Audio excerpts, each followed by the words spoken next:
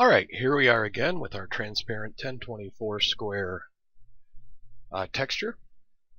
And this time we're going to create some grass. Now we want grass that will sit on top of the earth blocks that we made and cover up that edge a little bit so it's not so stark.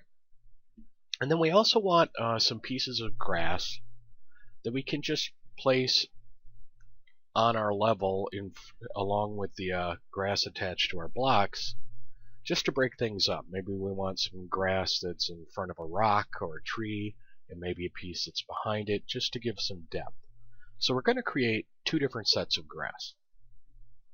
Now we're going to create them both on this texture, and later you'll see why in Nelson's videos for Unity, where we can cut this texture up so that they're two different pieces. But we're going to bring it in for now all on one. There's a couple things we have to do. Now, we're using a 1024 texture, so I've set a hard brush and I've set to a size of about 20. And that's all well and good. So I'm going to make a new layer again. I'm going to come up to my layer mode, or to my brush mode, not my layer mode, and I'm going to set it to lighter color. And we'll see why in a little bit. I don't want it on normal. And I'm going to go to my hard brush settings, this little setting right here, and it's not going to have any of this stuff going on. I'm going to make sure my spacing's pretty low, somewhere down around 10%. My hardness is at 100. I'm going to click on Shape Dynamics and turn that on, and this is where it gets interesting. We're going to set our control to fade, and we're going to set that size to about 120, and that's what'll give you this shape down here.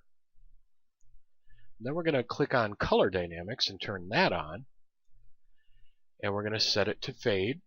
We're going to make sure Apply Per Tip is on. We're going to set our color dynamics at half of whatever our shape dynamic size is. So we were at 120, so we're at 60. We got it? Alright, we're good to go. So we've got everything ready to go. Close that up.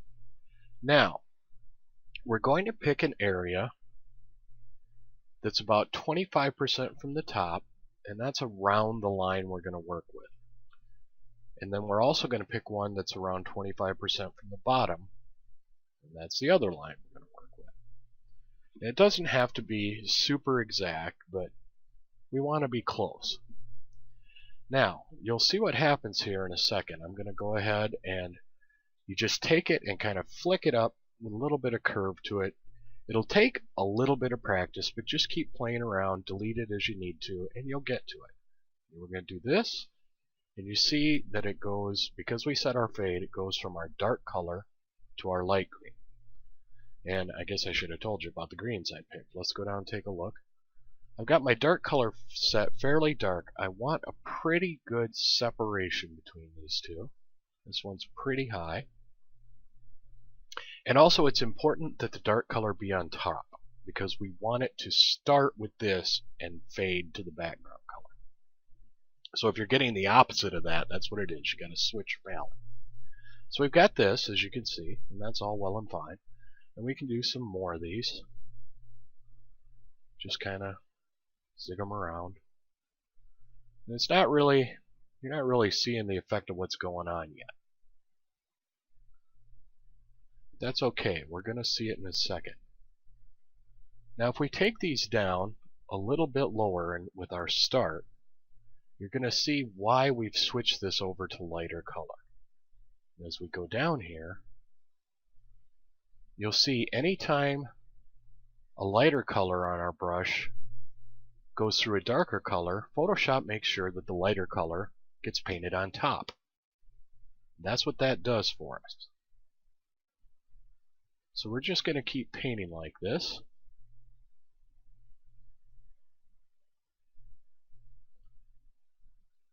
And we're going to paint this until we've got a nice row of grass.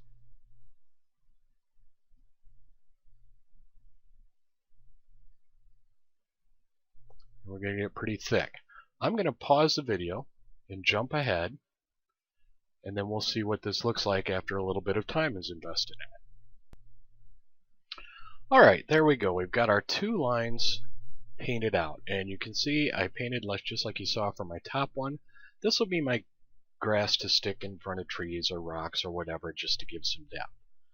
And then down here I did exactly the same thing, except I chose a middle line and painted in both directions. This will be what sits right on top of our stone, wherever our little character is running, and kind of hides the seam of the top of the stone, wherever we want it to. You can fill that in as much as you like. The 2 important things to note are, when I got to the edges, I didn't paint off the canvas anywhere. Because remember, this transparency won't show up, so this will just sit right on top of that block right there. That's fine. And then they will just link together. And the same here. Now as I did this, it did occur to me that if I sat this on top of this grass, that it would fill it out a little bit more, but the heights were about the same. So there's a couple things you can do. You can either repaint that by adjusting the heights of your shape and color, like it's at 120. Maybe we want it taller up here, so we'll start with 150 or something like that, 180, and cut our color in half to whatever size we used, and make it really big in the center. And then as we paint outward, we can keep adjusting that down until it gets really small, so we get kind of a clump of grass in an arc. Now I can go back and redo that, and I probably will, but I want to try a little experiment, see if this works. I haven't actually done this outside of class, so I'm going to grab this over my grass here, and I'm going to make a selection with my marquee tool. I'm going to hit Control T on that selection. I'm going to pull this down, make all that a little taller than my grass, and then I'm going to warp it a little bit.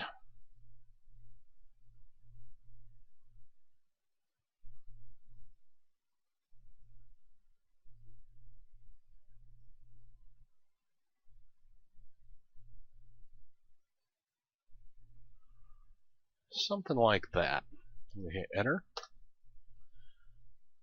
Now, the only thing I don't like about this is when I warped it, it really kind of made my bottom line a little jaggedy. So we can take our selection tool right here.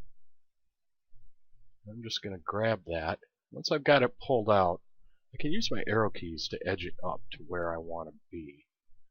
It's going to be somewhere right around, well, we're about to pass through right here. So for now, I'm going to stop there. I'm going to hit Delete.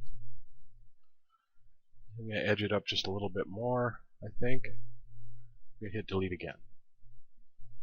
Control D to deselect that. And there, now we have a nice big grass patch that's just a little bit different than the one we're using at the bottom.